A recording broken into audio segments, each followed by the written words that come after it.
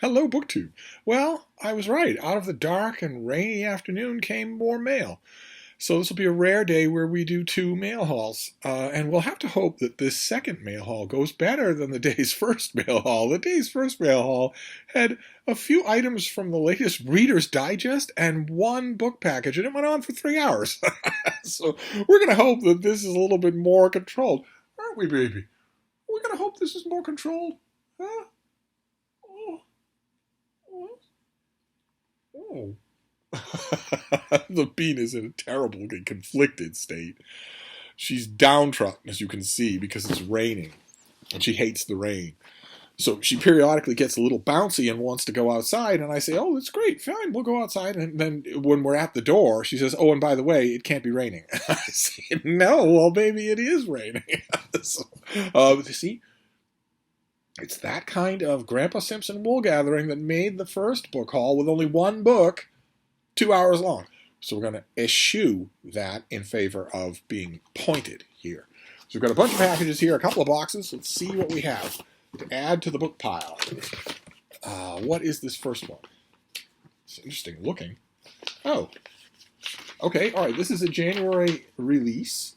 This is Go Back at Once by Robert Aikman, with an introduction by Brian Evanson. Never before published, Aikman's witty fantasia of two English girls fresh out of school and visiting an Italian city republic, ruled by the laws of music. Very interesting looking thing. I'm assuming that this is what it's going to look like. Is this going to be a paperback original? Yeah, this is a paperback original. This will be a paperback original for $18. And it will look like this, a curious looking thing. Completed by Robert Aikman in 1975 and only recently discovered in his papers, Go Back at Once is a delicious, delirious comic fantasia about the joys and terrors of life devoted to resisting conformism. It tells the story of Cressida Haysborough and her friend Vivian, two mordantly intelligent young women fresh out of school. The pair have little patience for the company of the marriageable men they are meant to endure, nor for any other bore's company. Yet neither do they possess the means to live as they might wish, together and apart from the demands of modern society. What's a girl to do? Well, I don't know who works for and other stories, but that's terrific. Copy. That copy is a joy to read. I mean, considering some of the stuff that we get here. But then remarkable news arrives. A great Italian poet has successfully conquered the tiny country of Trino on the Adriatic Sea, and now seeks to govern it according to the laws of music. Could this new utopia be a refuge for Cressida and Vivian? Okay, great. I don't know this author really well at all. I know some of you do. I don't. So this will be rather a Voyage of Discovery for me, but a Voyage of Discovery that will be postponed because this doesn't come out until the middle of January. And I'm not doing any 2022 reading in 2021. So those of you who are or who want to put this on your list, there you go. Author poised on the brink of being rediscovered with the publication of a book that's never seen print before. So let's see what this next one is. Oh, God, it's another novel. Okay, this also comes out in January. This is The Antarctica of Love by Sarah Stridsberg. Comes out in this is not going to be another.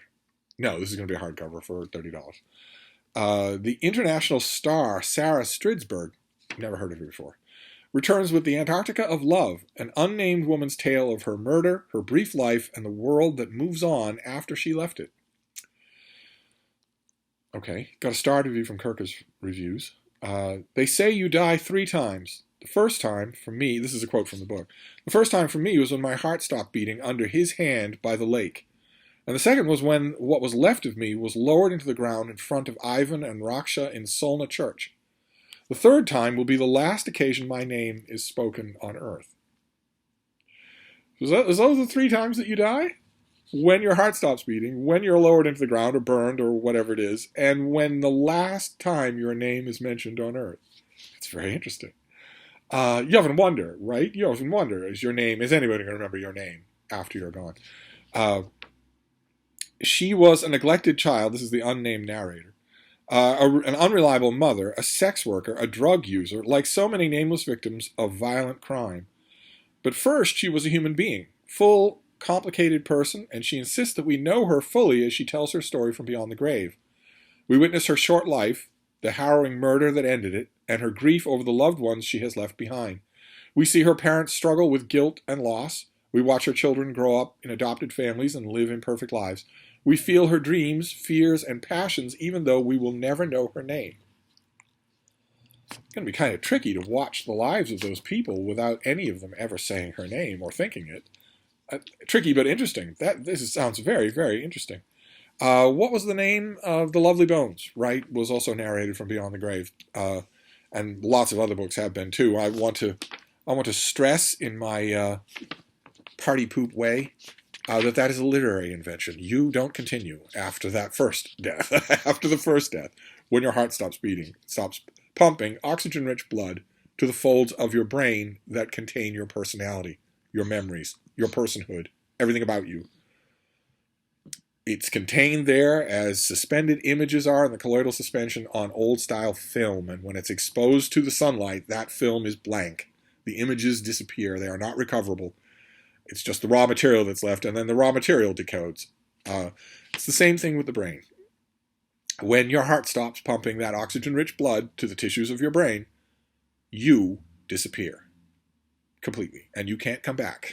There's nothing encoded on that tissue, and the tissue itself is incredibly delicate. The minute it stops getting fresh water, fresh liquid, it desiccates and fritters away. It's the first thing to go. So, you don't narrate your story after death. You aren't anything after death. You die in the same way that you go to bed every night. I know a lot of you are very fond of that process. You go to bed, you close your eyes, gradually you go unconscious, and that's it. That's all. Nothing to worry about at all. Nothing to be frightened about.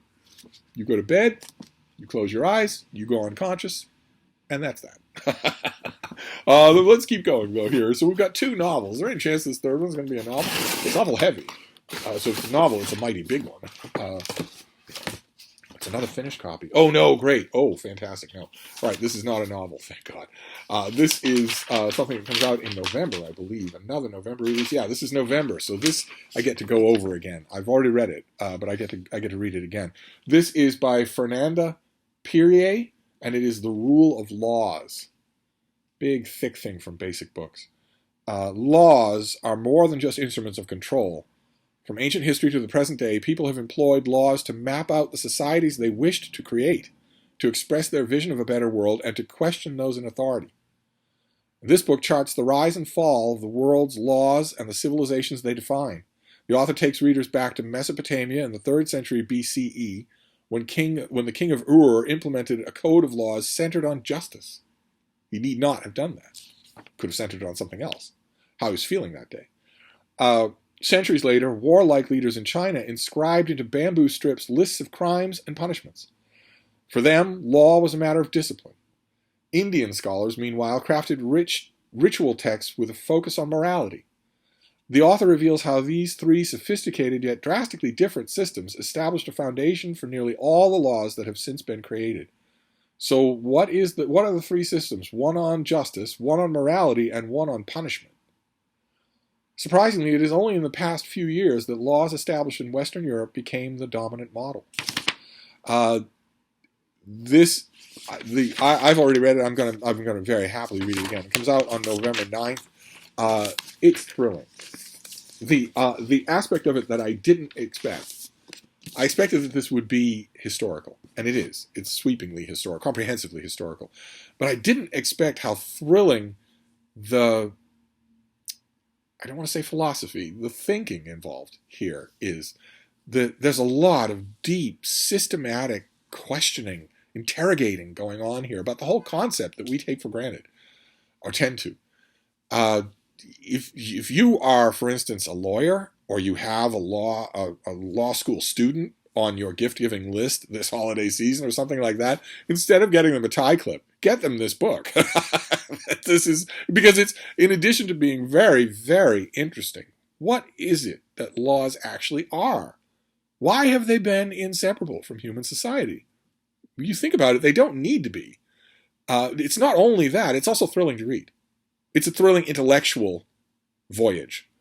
So if you know somebody who is interested in the law, then get them this book. Absolutely.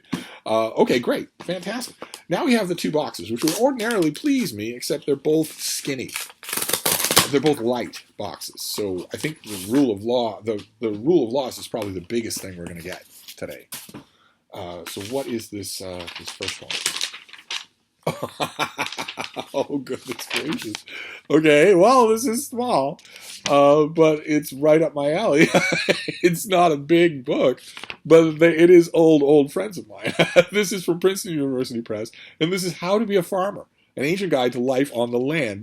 We've seen this series of theirs before, these little books that take works of the classical world, ancient Greece and Rome, usually give them new translations. They split them up. You're not going to get the whole work, usually, in any of these books. They split them up along these themes: how to be a good ruler, how to be a bad ruler, how to drink, how to be a good eater, how to be a good friend, how to be content with your life. Here, this one's how to be a farmer. They are a romp. They are just a romp. They're so much fun. And the main reason why they are, as you'd expect from a press like Princeton, is the critical apparatus. They're not just, you could easily picture, like, for instance, in the middle of the 20th century, somebody would have done a series like this, and they would have been dumb. They might have been the same kind of romp on paper, but they would have been dumb.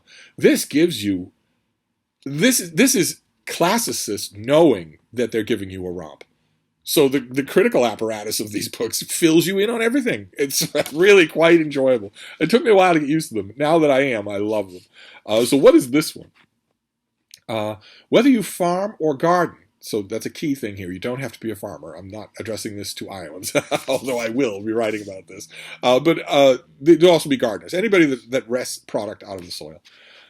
Live in the country or long to move there, or simply enjoy an occasional rural retreat. You will be delighted by this cornucopia of writings about living and working on the land, harvested from the fertile fields of ancient Greece and Roman literature. Okay, slow down there, Seymour.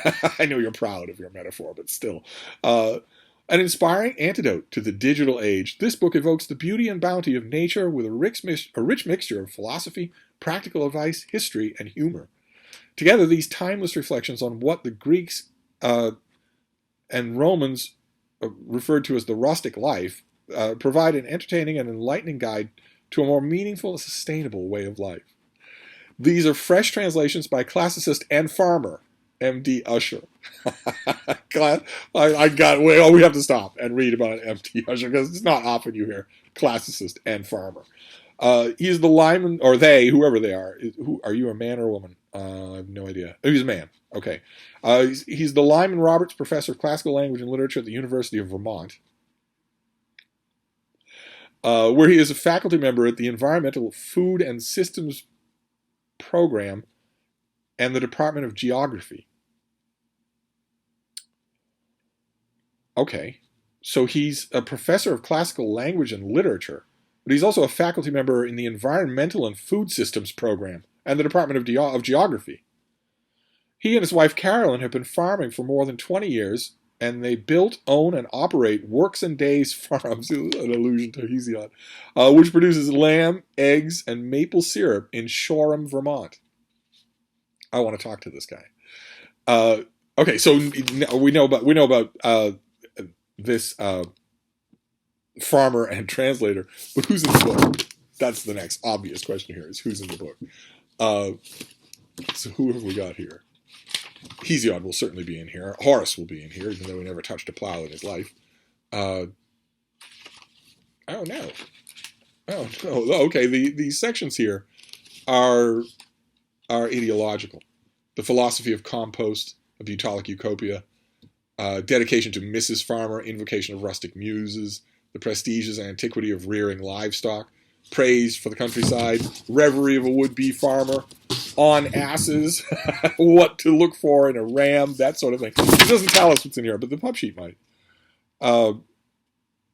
Yes, Hesiod praises the dignity of labor. Plato describes the rustic simplicity of his ideal republic. Varro dedicates a farming manual to his wife. And Virgil, here with an E, V-E-R-G-I-L, sure sign that you've fallen in among classicists, idealizes farmers as residents of the golden age. In other selections, Horace extols the joys of simple living on his cherished country farm. Pliny the Elder explains why all cultures stem from agriculture. Columella praises donkeys and tells us how to choose a ram or a dog.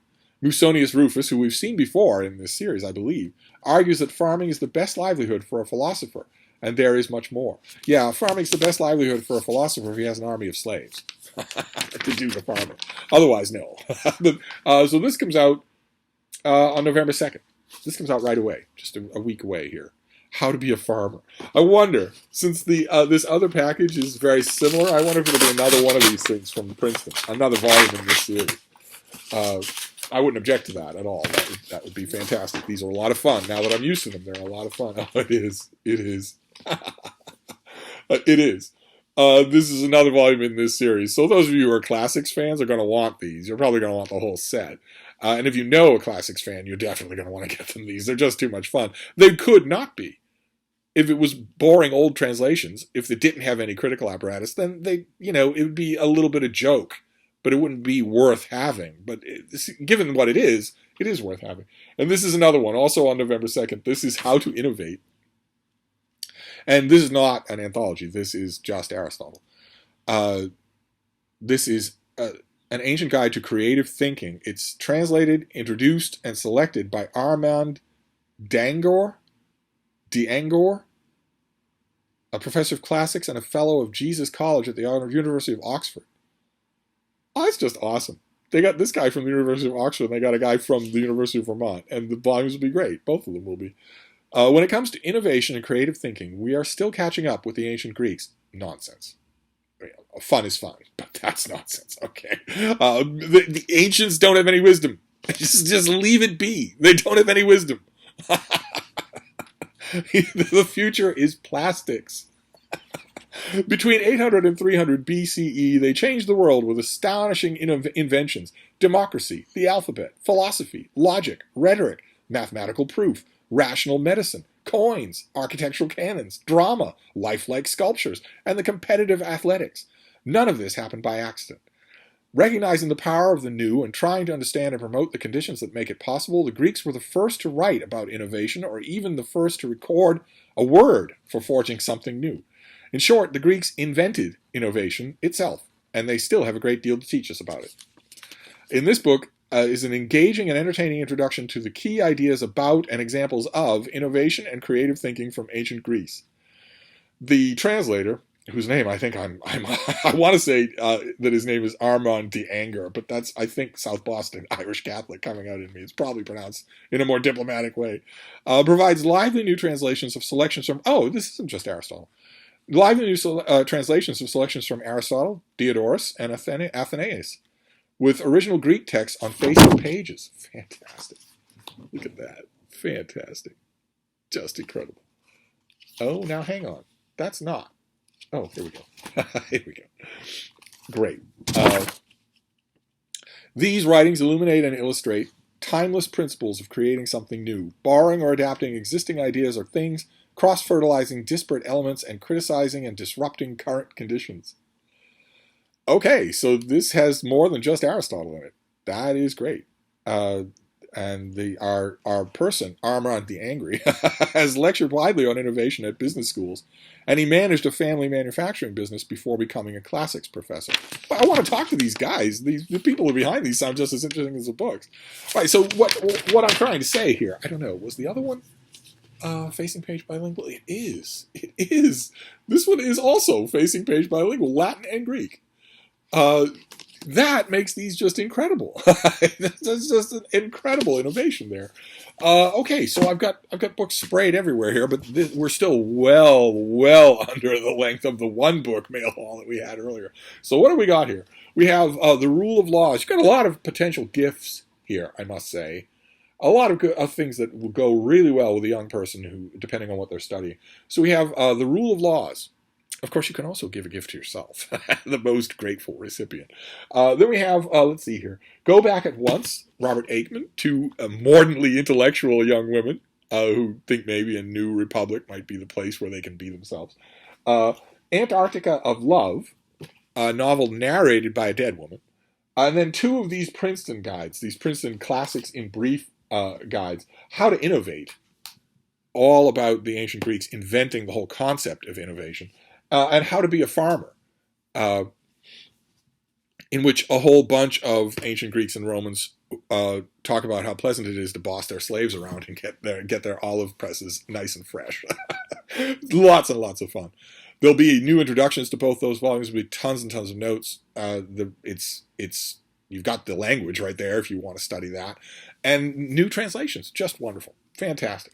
All right, so these go with the double that I got earlier today. Earlier today, I got the First Shots, a double of that book.